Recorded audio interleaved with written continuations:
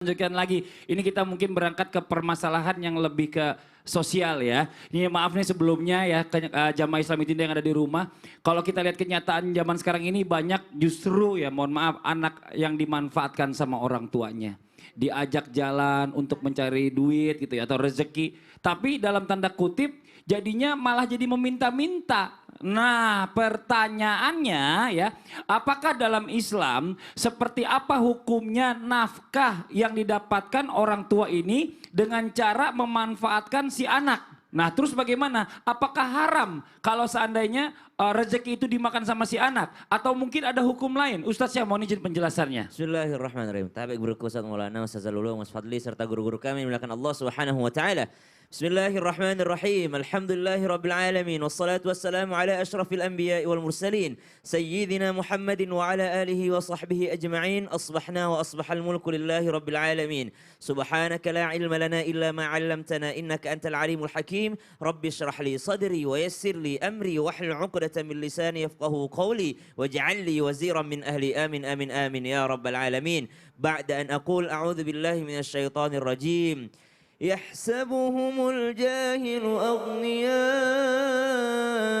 من التعفف تعرفهم بسيماهم لا يسألون الناس إلحافا صدق الله العظيم. Maka dalam ayat Al-Quran, potongan ayat Al-Quran yang barusan kami bacakan, yang kami bawakan, bahwasanya orang-orang pada saat itu di zaman baginda Nabi SAW, mereka sangat menjaga diri sehingga disebut ta'affuf. Mereka mempunyai perasaan atau yang namanya iffah, mempunyai wibawa sehingga mereka tidak akan pernah mau meminta-minta.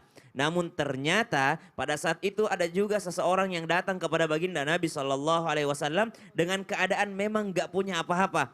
Maka baginda Nabi SAW dalam riwayat disebutkan mengharamkan yang namanya meminta-minta. Ini sekalian menyambung apa yang disampaikan Ustaz Zalulung tadi. Maka orang yang meminta-minta maka dia akan dibangkitkan di hari kiamat tanpa sedikit pun daging muka pada dirinya. Maka subhanallah dia akan dibangkitkan tanpa ada daging mukanya. Berarti diharamkan di dalam agama Islam meminta-minta. Namun Nabi SAW ketika didatangi seorang bernama Qabisa bin Mukharik al-Hilal, maka orang ini memang tidak punya apa-apa. Maka subhanallah Nabi SAW bersabda, boleh meminta-minta atau diharamkan meminta-minta kecuali ada yang masuk dalam 3 golongan ini. 1, orang yang mempunyai tanggungan di luar kesanggupannya atau dia terlilit hutang dan subhanallah hutang ini adalah bentuk kebutuhannya. Karena ada memang orang memang butuh untuk berhutang. Tapi ada orang buat bermewah-mewah kebutuhannya maka ini tidak termasuk. Yakni orang yang di luar kesanggupannya dalam kebutuhannya maka dia boleh meminta-minta sekedar untuk mencukupi kebutuhannya. Itu golongan yang pertama.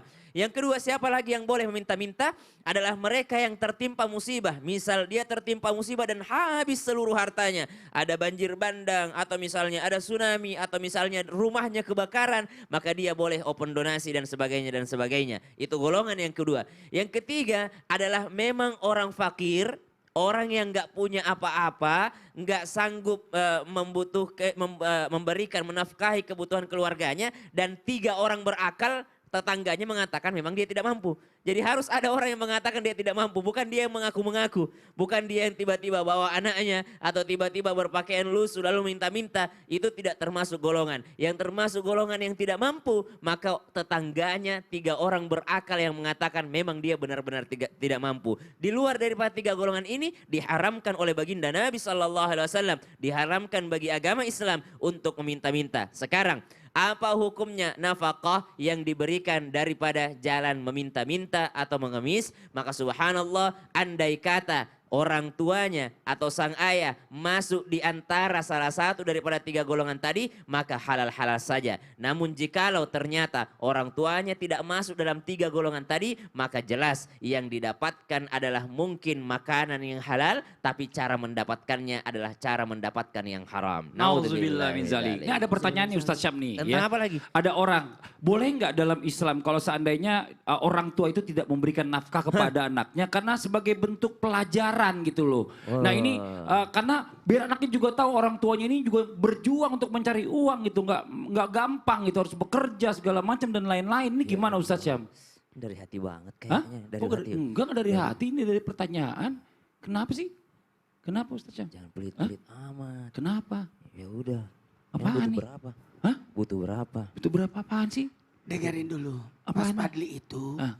adalah sosok orang tua Iya. yang memiliki 5 anak. Iya, Ustaz. Makanya jangan pelit sama Siapa yang pelit? Rapat, Ntar aku bilangin itu ya. Zizi, Aku telepon. Atil, Rakila, Zia. Aku bilang temanku aja ya, Janganlah. mau beli apa, Janganlah mau pelit-pelit kue. banget. Ini salah Pokoknya pengertian. kalau ada yang Apa? dibutuhkan anak kasih Lah, lah. Kali maaf, dia kita kurang. bantu, Jangan kita bantu. Jamaah, Aku aja ya. ini salah pengertian nih. Aku telepon Yang dulu temanku jangan ya, kemana-mana ya. donasi nih. Nanti kita Aku bahas telepon tadi satu ini temanku tetap di nih. Islami Iya Tindas. nih. Jamaah, oh Ya jamaah, Allah. alhamdulillah. Enggak, Antara Butuh kasihan berapa? ini bukan dia salib pelit ini Ustaz. Enggak, ini kali kan Ya, anaknya 5. makanya kan Bukan kalau